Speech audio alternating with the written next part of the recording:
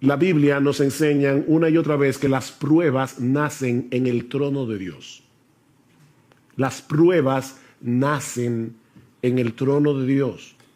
¿Ustedes recuerdan cuando Noemí regresó a Belén desde los campos de Moab, sin marido, sin hijos? ¿Cuál fue su explicación teológica a sus vecinos en Belén? El Todopoderoso me afligió. El Todopoderoso me afligió. Mis hermanos, las pruebas nacen en el trono de Dios. Jehová dio, Jehová quitó. Sea el nombre de Jehová bendito. Job no dijo, el diablo me quitó lo que Dios me dio. No, fue Dios que me lo dio y fue Dios que me lo quitó. No somos víctimas de un destino ciego. Estamos en las manos de un Dios lleno de sabiduría, de un Dios lleno de poder, que controla todas las cosas para su gloria y para el bien de su pueblo. Mis hermanos, déjenme hacerles una pregunta. ¿Quién fue que tomó la decisión de embarcarse esa noche para cruzar el lago? Fue Jesús. Él era el único responsable de que ellos estuvieran en esa situación. Y la tormenta que se desató esa noche repentinamente no era otra cosa que la voz de Dios levantando el viento, levantando las olas. Dice en el Salmo 107, Él habló y levantó un viento tempestuoso que encrespó las olas del mar. No fue la madre naturaleza la que provocó esa tempestad, fue el decreto soberano de Dios. Él metió a los discípulos en medio de ese mega huracán, porque quería enseñarles algo acerca del poder y la autoridad del Señor Jesucristo. Así que, mi hermano, si tú estás ahora en medio de una prueba, sea grande, sea pequeña, tal vez no es un mega huracán, pero sea grande o sea pequeña, tú tienes que entender que fue Dios el que te metió en esa prueba. No fue el destino. No fue un virus invisible. No fue la gente que te rodea, decía el filósofo francés Jean-Paul Sartre, el infierno son los demás. No fueron las personas que te rodean las que te metieron allí. Dios te puso allí en medio de ese huracán con un propósito bueno y sabio, aunque ahora no podamos entenderlo. Pero este pasaje también nos enseña que las pruebas llegan sin aviso.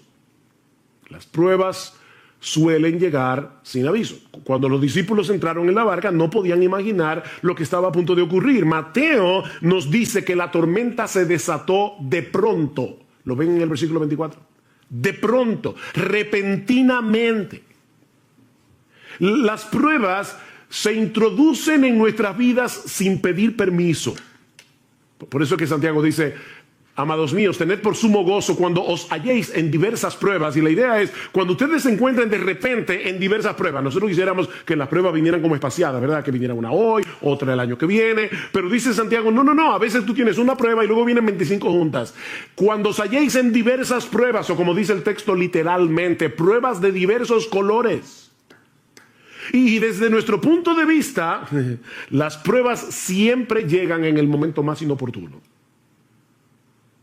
Yo siempre me pregunto cuando escucho a la gente decir, wow, este era el peor momento para tener un problema económico, o este era el peor momento para yo enfermarme, este era el peor momento para tener una cirugía no planificada. ¿Cuándo es el mejor momento para tener un problema económico? ¿Cuándo es el mejor momento para tener una enfermedad incurable? Las pruebas llegan desde nuestro punto de vista en el momento más inoportuno. Pero mis hermanos, lo que a nosotros nos toma por sorpresa nunca sorprende a nuestro Dios. Porque Él es el que decreta las pruebas, como vimos ya. Y Él las supervisa. Para que no lleguen más allá de lo que nosotros podemos soportar. Él es que las supervisa para nuestro bien. Como los montes rodean a Jerusalén. Salmo 125. Así el Señor rodea a su pueblo desde ahora y para siempre. Nada me puede tocar sin pasar por la supervisión de Dios. Wow, qué glorioso eso. Pero aprendimos también de este pasaje que las pruebas sacan a flote las corrupciones de nuestro corazón.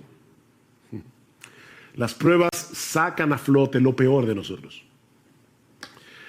Los días previos a ese incidente, si ustedes pueden leer luego en sus casas Mateo capítulo 8 completo, se van a dar cuenta que Jesús había estado haciendo milagros sorprendentes. Por ejemplo, Mateo 8, 1 al 4, la curación de un leproso.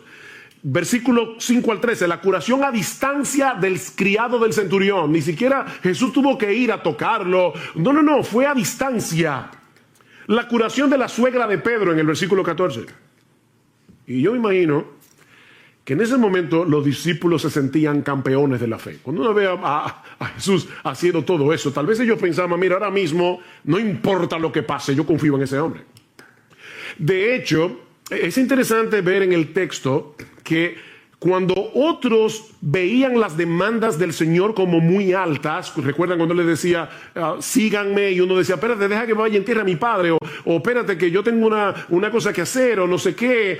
Cuando otros estaban poniendo excusas para seguir a Jesús, vean lo que dice el versículo 23, cuando entró Jesús en la barca, sus discípulos le siguieron. Mientras otros veían difícil seguir a Jesús y ponían excusas para seguir a Jesús, los discípulos no. Así que probablemente en ese momento ellos se sentían campeones de la fe. Pero ¿qué tan fuerte era esa fe? No había manera de saberlo si no era en medio de la prueba. Abraham no sabía qué tan fuerte y sólida y vigorosa era su fe hasta que Dios le pidió que sacrificara a Isaac. Ezequías fue un buen rey de Israel. Enfermó, le oró a Dios que lo sanara, Dios lo sanó. Y probablemente en ese momento se sentía fuerte en su fe. Llegaron unos embajadores de Babilonia y el orgullo de Ezequías salió a flote inmediatamente.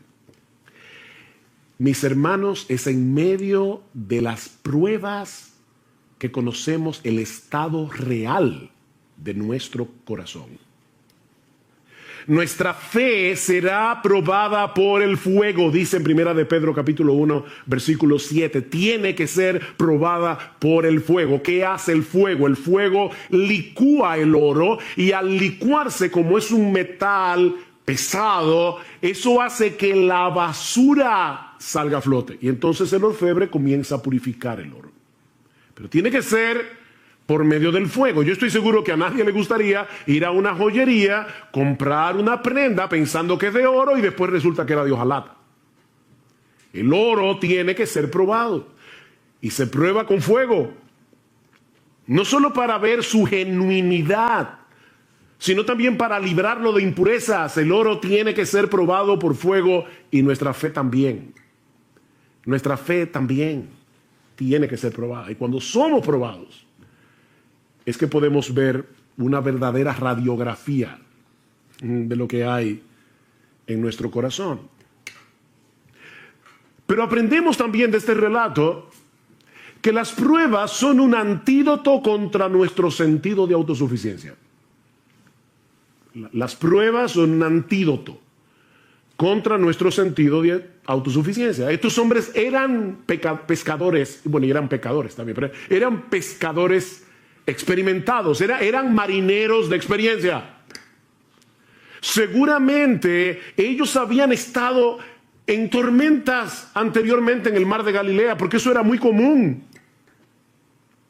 Pero ahora Dios los había colocado en una situación tan extrema que ellos sabían que toda su experiencia no les serviría de nada. De nada. Mis hermanos, Dios usa las pruebas para llevarnos a descansar únicamente en Él, para destruir nuestro sentido de autosuficiencia. Pablo dice en 2 Corintios capítulo 1, versículos 8 al 9, que Dios los puso en una situación tal cuando ellos estaban en Asia Menor, que Pablo dice, nosotros tuvimos temor de morir, pensamos que no íbamos a conservar la vida, y Dios hizo eso, escuchen lo que dice Pablo, a fin de que no confiáramos en nosotros mismos. Pablo, el gran apóstol Pablo, está diciendo, en otras palabras, yo tengo la tendencia, igual que todos los demás, a confiar en mí mismo. Y Dios envió esta prueba para que no confiáramos en nosotros mismos. Todos nosotros tenemos una fuerte tendencia a confiar en nuestras propias capacidades. Y saben que nunca somos más débiles, ni estamos en una condición más vulnerable que cuando somos atrapados por el sentido engañoso, que es una ilusión, de que nosotros podemos hacer las cosas en nuestras propias fuerzas. Eso es una ilusión. Pero cuando estamos en medio de las pruebas, percibimos más claramente lo frágiles que somos y eso nos mueve a buscar nuestro refugio únicamente en Dios. Por eso es que Pablo dice en esa misma carta al final, 2 Corintios 12, por tanto, de buena gana me gloriaré en mis debilidades, para que repose sobre mí, para que tabernaculice sobre mí, para que el poder de Cristo haga una tienda de campaña sobre mí. Eso es lo que está diciendo Pablo. Por lo cual, por amor a Cristo, me gozo en las debilidades, en afrentas, en necesidades, en persecuciones, en angustia, porque cuando soy débil, entonces soy fuerte. Cuando soy débil. Nunca estamos en una mejor condición espiritual que cuando percibimos que se acaban nuestras fuerzas, que ya no tenemos otra opción que ampararnos en el poder de la gracia de Dios. Pero lo más importante que nosotros aprendemos de este pasaje acerca de la naturaleza de las pruebas es que las pruebas nos brindan una excelente oportunidad para crecer en nuestro conocimiento de Dios y de sus caminos. Las pruebas son una escuela. Una escuela. Versículo 27. Y los hombres se maravillaron diciendo, ¿quién es este? Fíjense, ellos habían visto a Jesús hacer milagros. Pero ahora se están preguntando, ¿quién es este? Este hombre no encaja dentro de nuestras categorías humanamente hechas. Cristo no encaja. ¿Quién es este? Que aún los vientos y el mar le obedecen.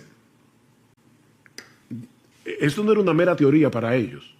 O sea, no fue que ellos vieron cómo Jesús se levantó de la barca. Yo les decía al principio, yo no voy a estudiar y considerar cada uno de los detalles de la historia, pero ustedes recuerdan, ¿verdad? Jesús está dormido, los discípulos lo despiertan, Cristo mira el mar, mira el viento y le dice, cállate. Y la reacción de los discípulos no fue, wow, qué interesante. O sea, fíjate, wow, él solamente, mira, dijo la palabra y el mar se calmó. No porque ellos ya conocían eso en teoría. Ellos sabían que Jesús era poderoso, porque lo habían visto sanar. Recuerden, milagrosamente a leprosos, al criado del centurión. Ellos sabían que Jesús tenía poder. Pero ahora estaban tomando un examen práctico. Mis hermanos, las pruebas convierten el conocimiento teórico que nosotros tenemos de Dios en verdadero conocimiento. Job tuvo que pasar por todo lo que pasó para poder decir al final de su libro de oídas que había oído. Un hombre que conocía al Señor, que adoraba a Dios día tras día, que oraba por sus hijos, un hombre piadoso. Y sin embargo está diciendo, Señor, yo no hubiera podido conocerte de no haber pasado por esta experiencia. De oídas te había oído, pero ahora mis ojos te ven. Déjame hacerte una pregunta. ¿Cuál es la mejor manera de aprender a jugar un deporte? ¿Leyendo un manual? Sobre las reglas de juego, los movimientos. Mira, nosotros podemos tener un manual escrito por Leo Messi acerca de cómo jugar el fútbol y aprender el manual de memoria, pero la única forma de aprender a jugar fútbol es jugando fútbol. Esto no es teórico, hermanos. Esto no es teórico. Y lo mismo ocurre con la teología. Dios quiere que nosotros le conozcamos íntima y personalmente. Dios quiere que nosotros confiemos en Él, no teóricamente, sino en la práctica. Sí debemos estudiar la Biblia, obviamente. Sí debemos leer buenos libros de los atributos de Dios, de la teología. Eso es extremadamente importante. Pero ese conocimiento vendrá a ser verdadero conocimiento cuando nosotros podamos aplicarlo en medio de la tormenta. Así que son muchas las cosas que Dios nos enseña en medio de las pruebas. ¿Ven? Jamás podremos conocerlo mejor a Él y conocernos mejor a nosotros mismos a menos que atravesamos por diferentes pruebas. Alguien decía muy sabiamente, contemplo el mundo a través de mis lágrimas porque quizás así vea cosas que no vería con los ojos secos. Contemplo el mundo a través de mis lágrimas, porque quizás así voy a ver cosas que yo no vería con los ojos secos. Hay cosas que no se ven con los ojos secos, se ven llorando. Pero este pasaje, tan sencillo, ¿verdad? Son solo como 4 versículos.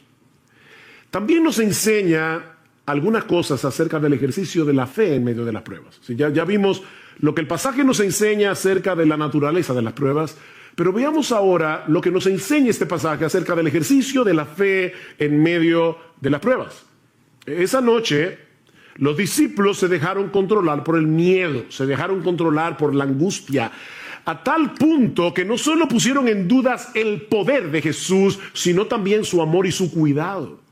Vean otra vez el versículo 25. Y llevándose a él le despertaron diciendo: Señor, sálvanos, que perecemos. El evangelio de Marcos dice: Maestro, ¿no tienes cuidado que perecemos? Y no es que hay un error entre Marcos y Mateo, es que los discípulos comenzaron todos a hablar a la vez. Y unos dijeron una cosa, otros dijeron otra.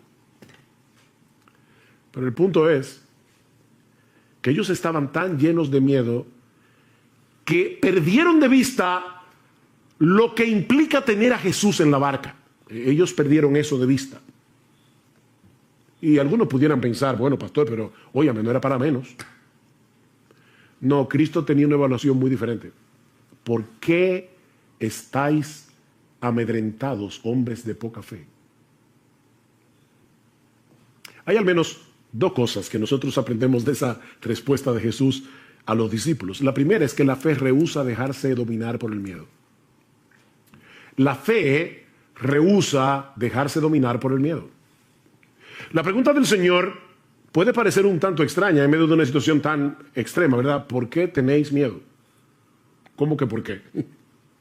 Pero es que tú no estás viendo el espectáculo. ¿Cómo que por qué tenemos miedo? Nosotros, ¿verdad?, nos identificamos con los discípulos porque de haber estado allí probablemente habríamos experimentado lo mismo. Sin embargo, la pregunta de Jesús implica una reprensión. ¿Por qué reaccionan con miedo? Ahora, déjenme aclarar algo para no crearles un problema de conciencia innecesario. Eso no quiere decir que los cristianos no tenemos derecho a luchar con el miedo. Sobre todo cuando estamos en una situación de peligro potencial.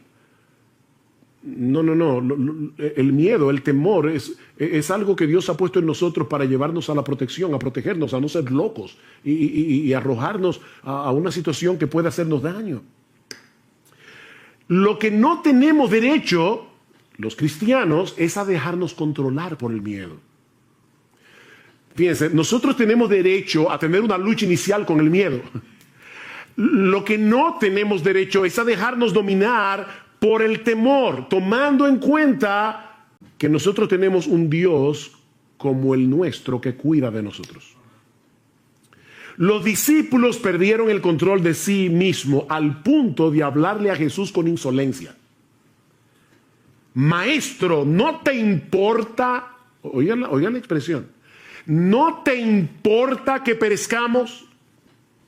En vez de mostrar una fe sumisa y esperar confiados en que Jesús iba a hacer lo que él tenía que hacer, la frustración, el miedo, los llevaron a reprocharlo por su falta de cuidado y de amor. Ahora, no olviden, mis hermanos, que ellos acaban de ver a Jesús sanar todo tipo de enfermedad. Ellos acaban de ver a Jesús echar fuera demonios. Ellos estaban conscientes de su poder. Ellos estaban conscientes de la compasión de Jesús, pero dejaron que el miedo los controlara. En otras palabras, en ese momento ellos perdieron su teología. Ellos perdieron su teología. ¿Alguna vez te has visto a ti mismo reaccionando de ese modo? Porque, ay, mis hermanos, a mí me ha pasado más veces de lo que yo quisiera recordar. Me ha pasado más veces de lo que yo quisiera recordar. Sabemos que el Señor es bueno, sabemos que Él es todopoderoso, sabemos que Él está lleno de compasión y de sabiduría. De hecho, tú y yo tenemos un conocimiento mayor que el que tenían los discípulos esa noche, porque nosotros vivimos del otro lado de la cruz. Ellos todavía en ese momento no habían visto a Cristo muriendo por nuestros pecados y recibiendo en su cuerpo la ira de Dios por nuestro pecado, para que nosotros pudiésemos ser absueltos en el tribunal de Dios. Ellos vivieron del otro lado de la cruz. Pero ¿cuántas veces reaccionamos con esa misma clase de insolencia con esa misma clase de incredulidad en medio de la prueba. No lo decimos con palabras. Pero esa es la queja sutil y silente que está detrás de nuestra amargura y de nuestro descontento. Señor, una cosa es lo que la Biblia dice acerca de tu cuidado, acerca de tu protección hacia los tuyos, pero otra cosa muy diferente es lo que yo estoy viviendo en este momento. Puede que esto se aplique a algunos de tus hijos favoritos en la iglesia, pero honestamente yo no me siento cuidado por ti. De hecho, Señor, si yo puedo serte todavía más honesto, yo siento en este momento que a ti no te importa. Suena duro, ¿verdad? Eso fue lo que los discípulos dijeron a Jesús. A ti no te importa. Por eso se llenaron de miedo. Imagínense lo terrible que es estar en un universo como el nuestro, en un mundo caído, lleno de problemas, y encima de eso saber que en los cielos hay un Dios a quien tú no le importas. Que a Dios no le importa. A ti no te importa, Jesús. Eso fue lo que los discípulos le dijeron. Por eso alguien decía que esta es la historia de dos tormentas.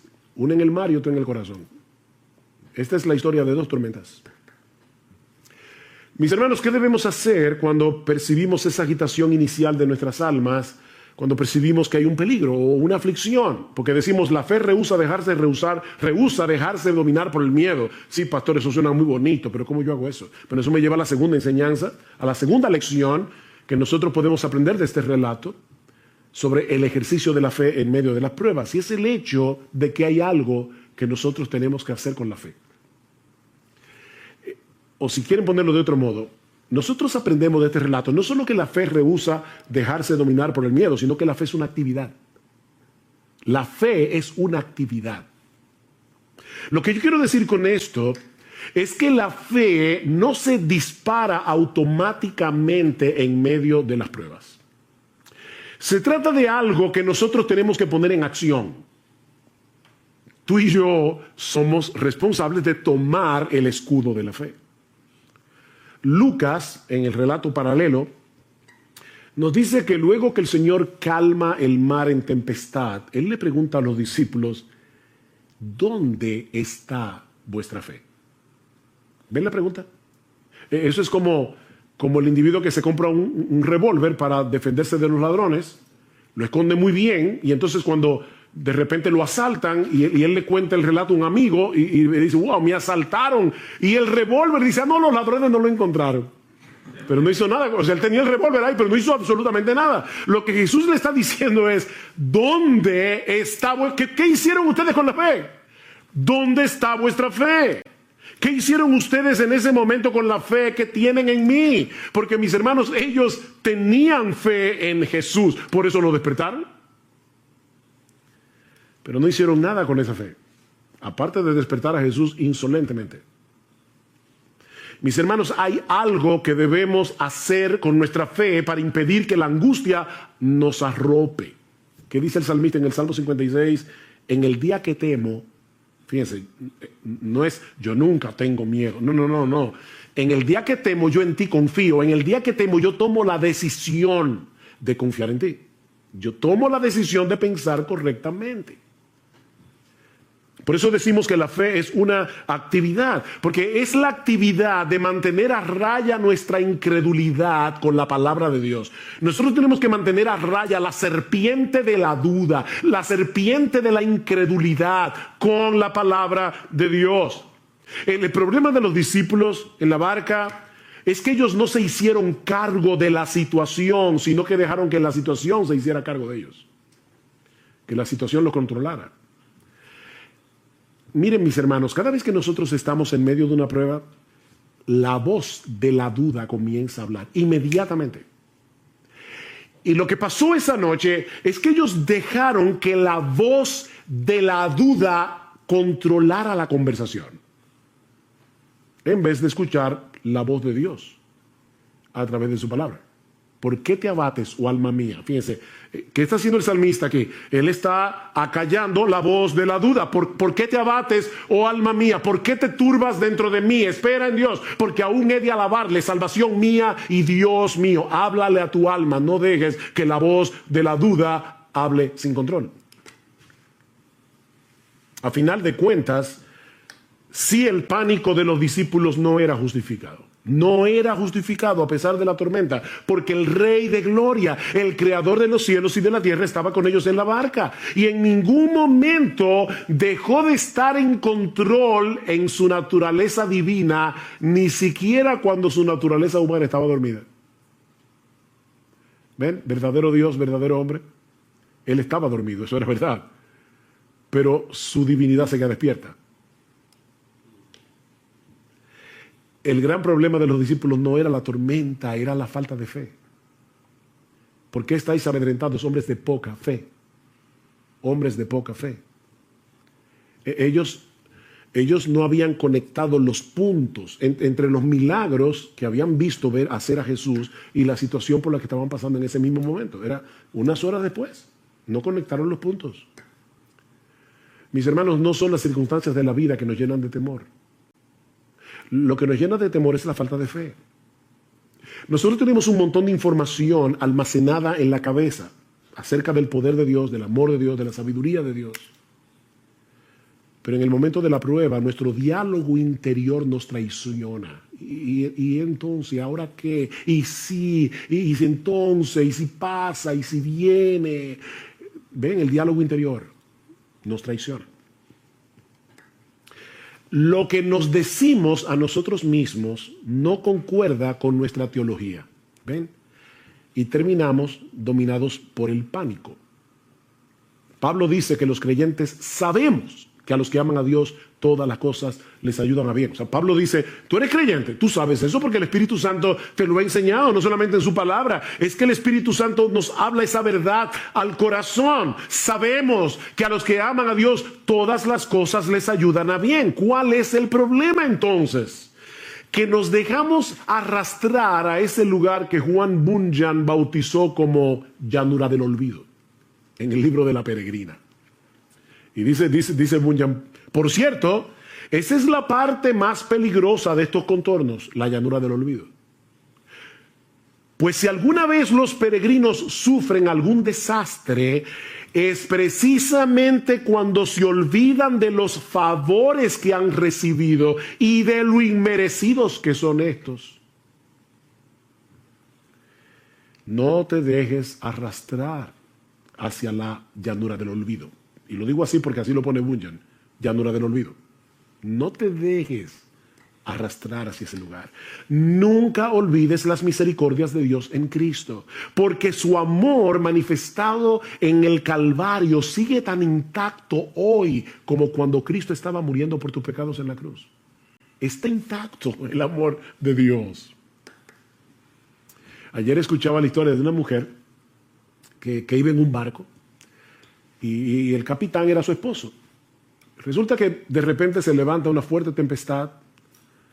La mujer está muy atemorizada y va hacia el marido y el marido le pregunta, ¿por qué tienes miedo? Y ella le responde con otra pregunta, ¿y tú por qué no tienes miedo? Hay una tormenta allá afuera. El marido, le pidió a un joven que estaba ahí, dice, tráeme mi espada. Él le trae la espada y él se coloca con la espada frente a ella y le dice, ¿tú me tienes miedo? Y dice ella, por supuesto que no. Y dice, ¿por qué tú no me tienes miedo? Dice, porque yo sé que tú me amas, tú eres mi esposo. Bueno, le dice él, el Dios que controla esta tormenta es mi Padre que me ama y no la usará para hacerme daño. Ella dice, pero el barco puede hundirse. Ah, le dice él, entonces mi alma irá a su presencia a la espera de la resurrección de mi cuerpo. Ven, mi hermano, ¿cuál es el asunto? Esa espada que ahora te hiere está en las manos de Dios, del Dios que te ama, del Dios que cuida de ti, del Dios que no te va a hacer daño, del Dios que no te va a hacer daño. Aunque tenga que usar el escarpelo para hacerte una cirugía de corazón abierto, ese Dios no te va a hacer daño. Mis hermanos, no podemos permitir que las consecuencias de esta pandemia o lo que sucedió este fin de semana con nuestro edificio, claro que no me dio alegría saber que este domingo no nos íbamos a poder reunir en nuestro local. Por supuesto que me dio tristeza ver toda esa agua corriendo por el púlpito y bañando las sillas. Y no fue motivo de alegría subir al techo esta semana, el viernes, y ver lo que había pasado allí. O cualquier otra cosa que pueda suceder mañana. No pueden llevarnos a perder de vista el poder y el amor de Dios. Y que Él hace todas las cosas con un propósito sabio y santo, aunque nosotros no lo entendamos. Yo le decía a mi esposa, yo no sé si, por supuesto, esta no es la única razón por la que Dios permitió todo esto, pero quién sabe si Dios quería que nosotros cambiáramos el mensaje de Romanos y predicáramos este mensaje, una de las razones por las que Dios obró para que mucha gente fuera consolada a través del texto de Mateo 8. ¿Quién sabe? Dios tiene tantos propósitos que solo los descubriremos todos cuando lleguemos al cielo. ¿Y acaso? No a nosotros, Señor, no a nosotros, sino a tu nombre da gloria, Salmo 115, por tu misericordia y por tu fidelidad. Solo tu nombre merece gloria porque solo tú estás lleno de misericordia y solo tú eres completamente fiel.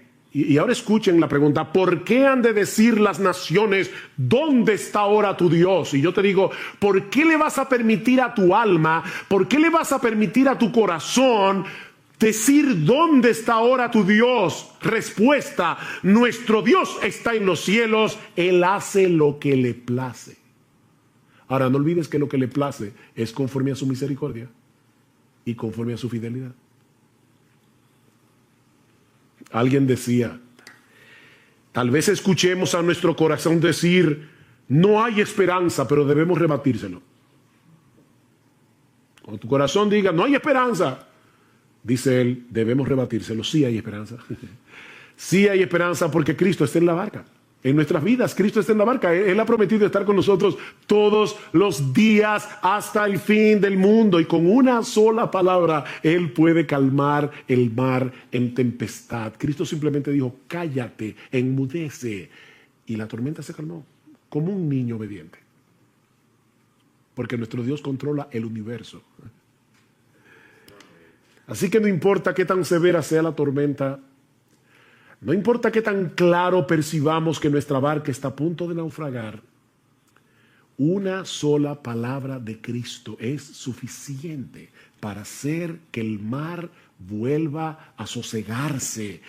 Y Él dirá esa palabra en el momento preciso cuando la prueba haya cumplido su propósito. Cuando nos encontramos en medio de una enfermedad incurable, otros tal vez con un matrimonio destruido o lidiando con un hijo muy rebelde o tal vez atravesando por un serio problema económico. Mis hermanos, nuestro Dios suele usar este tipo de circunstancia para magnificar su poder y su gracia en una forma extraordinaria, como vemos en el texto que vamos a exponer en la mañana de hoy en el Evangelio de Marcos. Yo les pido por favor que vayan en sus Biblias al Evangelio de Marcos, los versículos 21 al 43. Ok. Marcos 21 dice, cuando Jesús pasó otra vez en la barca al otro lado, se reunió una gran multitud alrededor de él, así que él se quedó junto al mar. Y vino uno de los oficiales de la sinagoga llamado Jairo, y al verlo se postró a sus pies y le rogaba con insistencia diciendo, mi hijita está al borde de la muerte, te ruego que vengas y pongas las manos sobre ella para que sane y viva. Y Jesús fue con él. Y este detalle es importante. Una gran multitud le seguía y le oprimía. Jairo, dice el texto, era un oficial de la sinagoga. La sinagoga era ese lugar donde se reunían los judíos y adoraban al Señor durante el Sabbat, durante el día de reposo, cuando estaban lejos del templo de Jerusalén. Cada sinagoga tenía un oficial o un grupo de oficiales que eran los encargados de supervisar todo lo concerniente al culto. Nosotros venimos aquí el domingo en la mañana, ya todo eso está preparado, aquí hay un micrófono, aquí hay una cámara, todo está bien, los hermanos de alabanza. Hay alguien que tiene que coordinar todo esto. Bueno, eso era lo que hacían los oficiales de la sinagoga. Generalmente eran personas elegidas por la comunidad debido a su carácter, debido a su devoción religiosa, de manera que Jairo era un hombre muy conocido, era un hombre muy respetado en la ciudad de Capernaum, que es donde ocurre esta historia. Y cuando él llega delante de Jesús, dice Marcos que se postra delante de él en una actitud suplicante, porque su hijita, yo sé que la Reina Valera dice su hija, es su hijita literalmente, está al borde de la muerte. Más adelante Marcos nos va a decir que esa niña tenía 12 años. Y Lucas añade el dato de que era una hija única.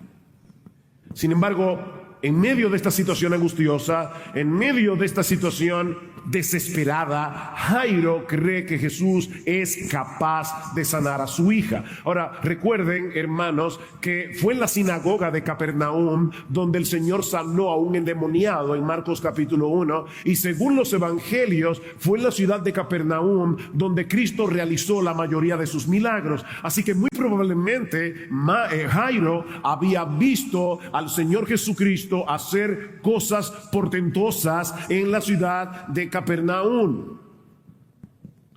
Y él conocía el poder de Jesús, pero sobre todo conocía la compasión de Jesús, y por eso le suplica de rodillas delante de todo el mundo. No olviden, aquí hay una gran multitud, y Jairo le suplica de rodillas delante de todo el mundo que sane a su niña.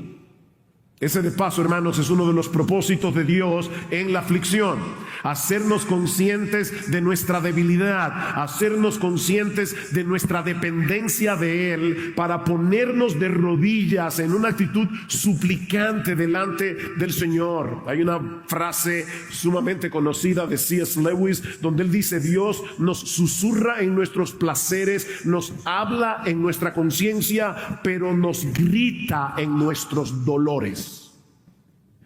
Dice Lewis, ese es su megáfono para despertar a un mundo sordo. Ahora, aquí tenemos que usar un poco de imaginación. Mis hermanos, lo que Jairo está haciendo era muy arriesgado para un hombre de su posición social, de su posición religiosa. Pero él amaba a su hija más que su reputación. Su corazón de padre no le permitía estar atento en este momento a ninguna otra cosa que no fuera la sanidad de su hija. Y yo estoy completamente seguro de que todos los padres que están aquí me entienden perfectamente. Los padres somos capaces de hacer lo que sea por uno de nuestros hijos. Hace unos años, varios años atrás, una de nuestras hijas, con 9 años de edad, sufrió un accidente, y fue un accidente bastante severo, porque un carrito de golf que se mueven con un motor eléctrico la golpeó, le pasó por encima y finalmente el motor quedó pegado a su muslo, causándole quemaduras de 3er grado. Y yo recuerdo cuando a nuestra niña había que hacerle la cura. Yo no sé si ustedes han tenido la experiencia de ver cómo se cura a un quemado, pero eso es muy doloroso. Yo recuerdo decirle al doctor en aquel momento, le decía: doctor, si usted pudiera darme una pastilla que permitiera que el dolor de mi hija se pase a mi cuerpo, yo me la tomaría de inmediato. Los padres somos capaces de hacer lo que sea por causa de nuestros hijos. Y Jairo tenía una última esperanza en la persona de Jesús. Una última esperanza en la persona de Jesús. Jairo sabía que no tenía mucho tiempo para estarse preocupando por guardar el protocolo de una persona de su rango. Él iba a hacer todo lo que estuviera a su alcance para salvar la vida de su hija, aunque eso le costara perder su reputación. Pero entonces, hermanos, ocurre algo inesperado que pone a prueba la fe de Jairo. Una mujer enferma se interpone en el camino, deteniendo el avance de Jesús, que recuerden que ya era lento de por sí porque la multitud lo oprimía. Yo imagino a Jairo con el corazón a 1000, deseando que Dios abriera a la multitud como abrió el Mar Rojo para que Jesús pudiera avanzar. Y ahora de repente Jesús tiene que detenerse por causa de una mujer enferma.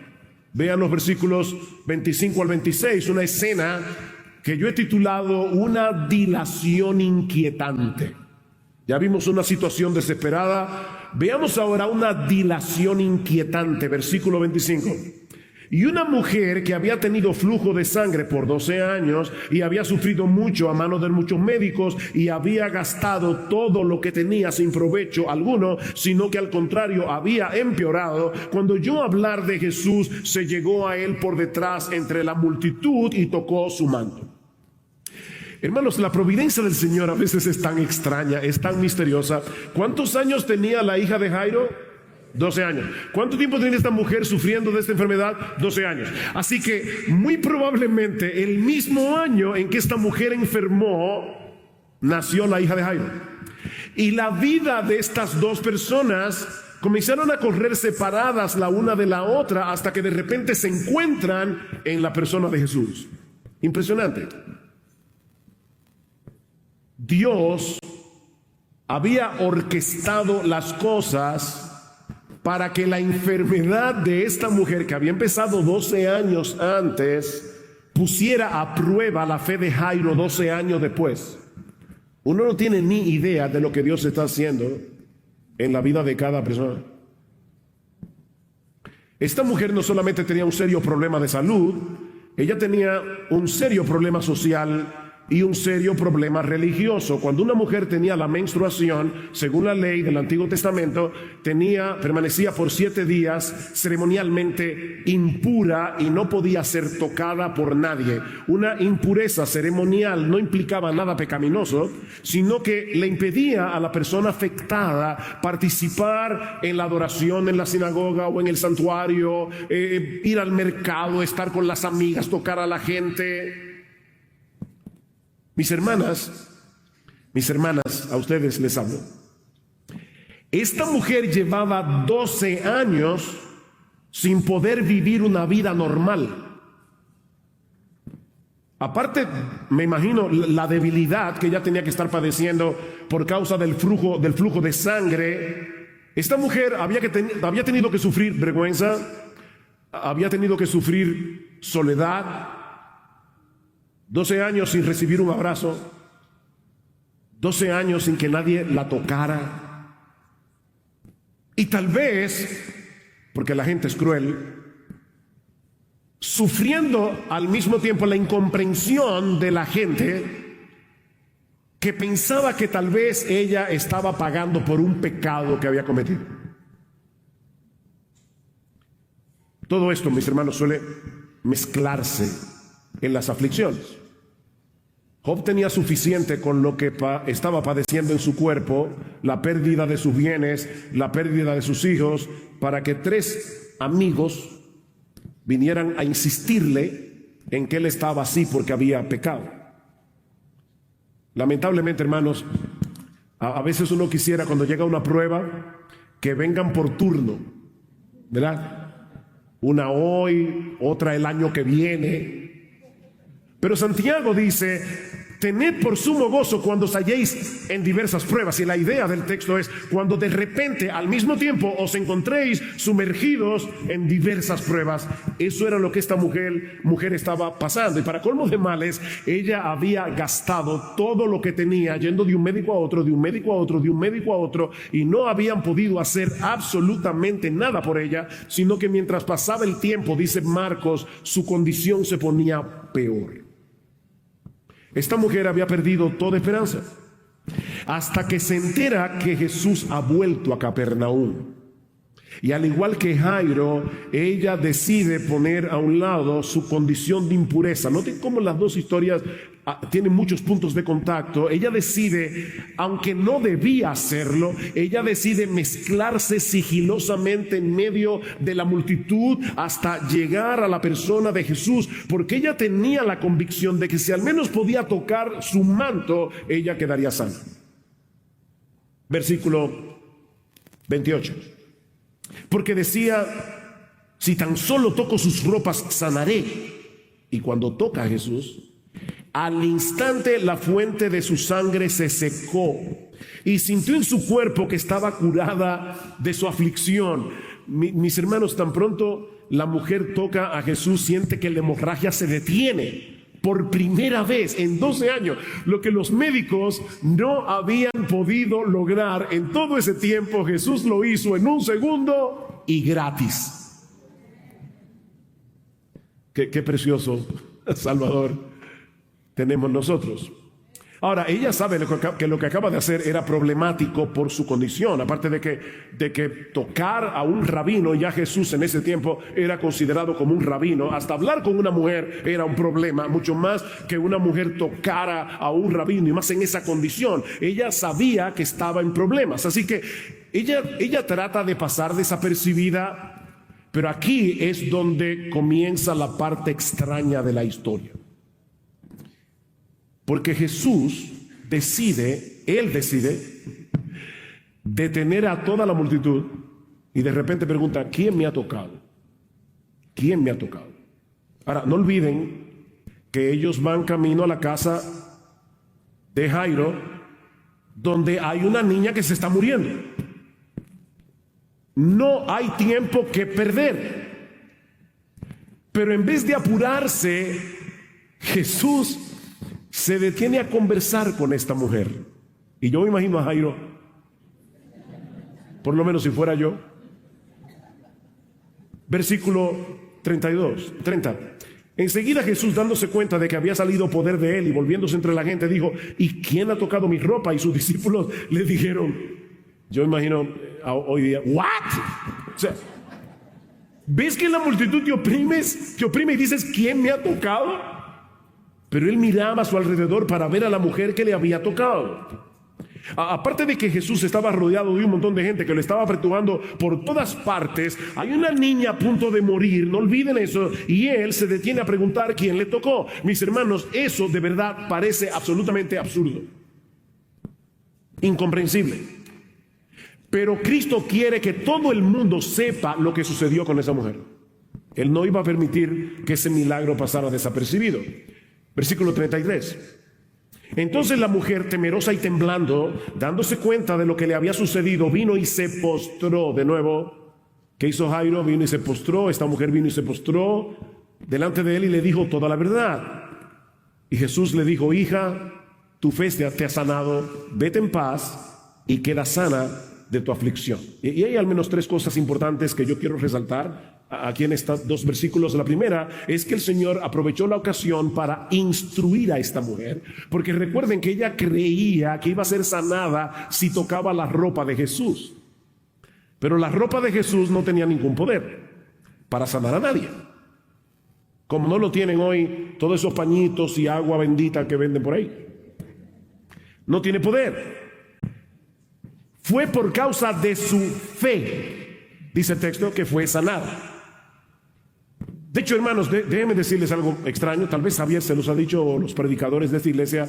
Tampoco la fe tiene ningún poder. Yo digo a la gente que dice: la fe mueve montañas. No, la fe no mueve nada. El que tiene poder es Jesús, no la fe, que actúa en nosotros por medio de la fe. Son 2 cosas muy diferentes. Como dice un comentarista, esta mujer tenía una teología débil y una fe fuerte.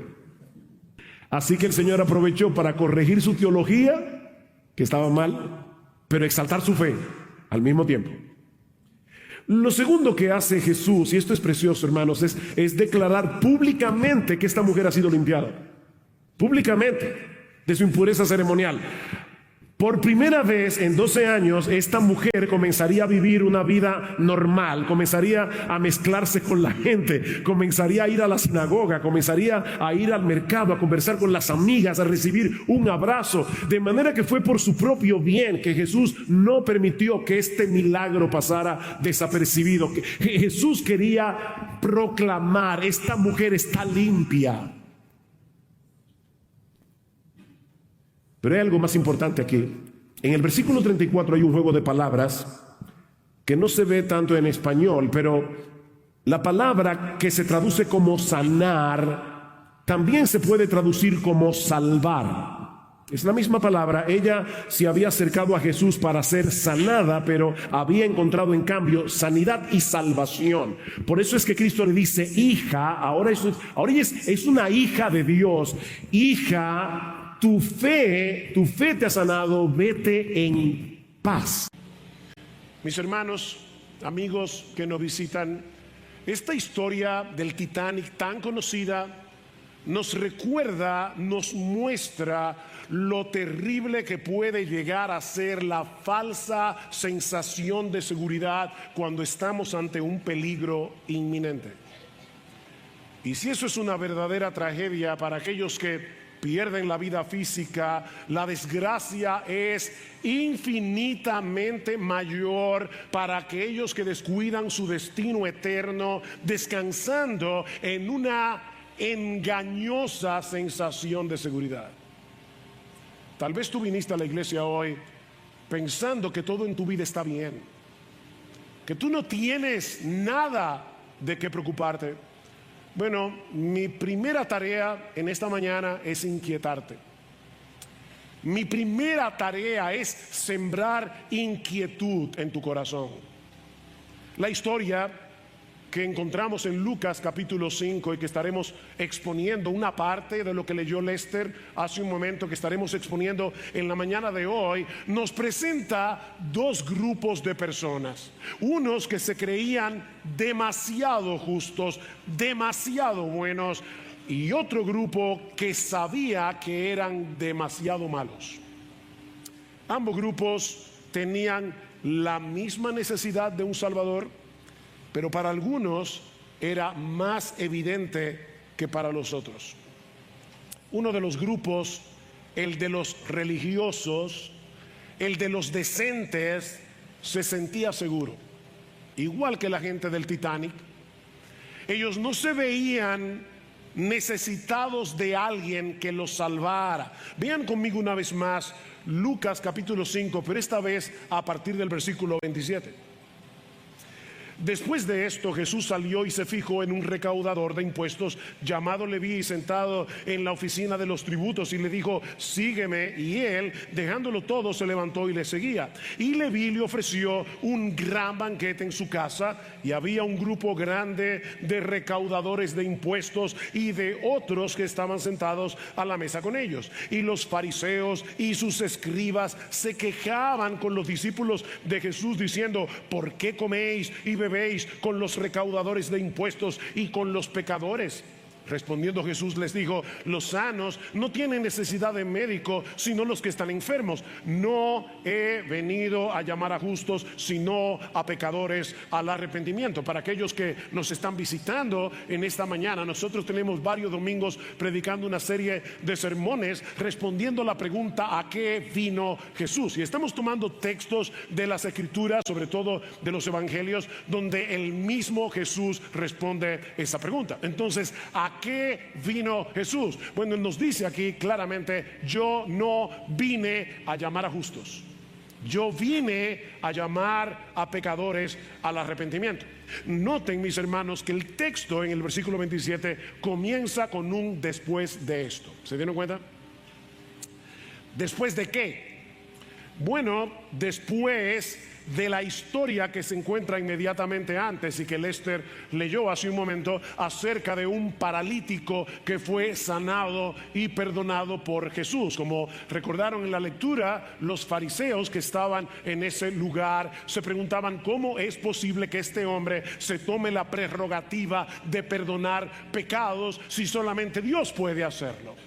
¿Tenían razón los fariseos? Por supuesto que tenían razón. Solo Dios puede perdonar pecados, pero Jesucristo, nuestro Señor, es Dios encarnado. Así que les dice a los fariseos, déjenme hacerles una pregunta, ¿qué es más difícil? ¿Decirle a un hombre tus pecados te son perdonados o levántate y anda? Bueno, para que sepáis que el Hijo del Hombre tiene potestad, tiene derecho, tiene autoridad para perdonar pecados, le dijo al paralítico, levántate y anda. Y de repente este hombre que nunca en su vida había caminado, se levantó y se fue a su casa glorificando a Dios. Y ahora dice Lucas, después de esto, En otras palabras, después de que los super santos de Israel vieran una muestra muy clara de que Jesús tenía potestad para perdonar pecados, después de que los super santos de Israel, los fariseos y los escribas, rehusaran pedir perdón por sus pecados, teniendo delante al único que podía perdonarlos, Jesús se fija en un cobrador de impuestos llamado Leví. Leví es Mateo, eso lo sabemos por otro de los evangelios. Así que lo que aquí tenemos es la conversión del autor del primer evangelio del Nuevo Testamento, el evangelista Mateo, y lo llama a ser su discípulo. De ahí la explicación de Jesús en los versículos 31 al 32. ¿Cómo es que ustedes comen y beben con publicanos y pecadores? Es que los sanos no tienen necesidad de médico, sino los que están enfermos. Y yo no he venido a llamar a justos, sino a pecadores al arrepentimiento. He ahí nuestro texto que vamos a estar desempacando, expandiendo en esta mañana. Y hay al menos dos declaraciones muy sencillas, muy simples en el versículo 32. La primera es que Jesús no vino al mundo a llamar a los que se creen buenos, sino a los que saben que son pecadores. ¿Verdad? Primera enseñanza del texto. Jesús no vino al mundo a establecer en la tierra un country club de gente santa, un country club de gente decente. Jesús vino al mundo a llamar a pecadores. Recuerden, hermanos, que Jesús está aquí rodeado de gente religiosa, de gente decente, los fariseos, los escribas, pero él se fija en un cobrador de impuestos, en un publicano llamado Mateo. Los publicanos eran judíos que trabajaban para el Imperio Romano, cobrando de hecho un montón de impuestos a los mismos judíos, a sus hermanos de raza. Israel probablemente en ese tiempo era la nación que más impuestos pagaba en el mundo. Se calcula que un judío promedio en la época de Jesús pagaba de un 30 a un 40% de sus ingresos en impuestos. Y los encargados de cobrarlos eran los publicanos. Eran hombres considerados traidores y al mismo tiempo unos abusadores, porque aparte de todo tenían la mala costumbre de cobrar más de lo debido y extorsionar a los contribuyentes. No hay nada nuevo, ¿verdad?, debajo del sol.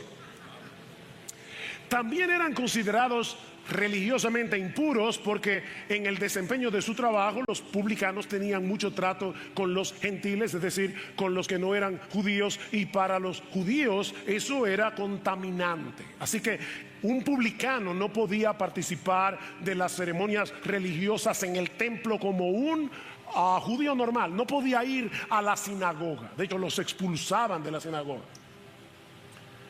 En un escrito que los judíos tenían en muy alta estima, llamado la Mishnah, se colocaba a los publicanos a la par de los ladrones y de los homicidas. De hecho, según la ley, no de la Biblia, sino la ley interna de los judíos, no era pecaminoso mentirle a un publicano.